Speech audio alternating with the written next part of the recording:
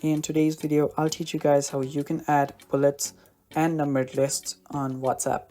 Now, before we start, if you are new to our channel, head down below and hit the subscribe button so you don't miss out on any of our future videos. Also press the bell icon so you get notified when we release our new videos. Now, let's get started. So the first step is open up your WhatsApp and go to the chat. After you go there, just start typing.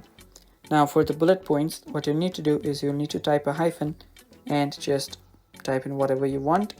And after you do that, tap on return and you'll go to the next bullet point. Now you can type in whatever you want. And after you do that, you can just send it. Now there you can see that is how you create an bullet.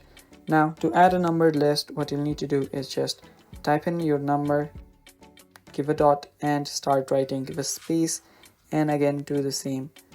Now you can do this, just hit on return and automatically it will iterate to a different number and there you get your numbered list.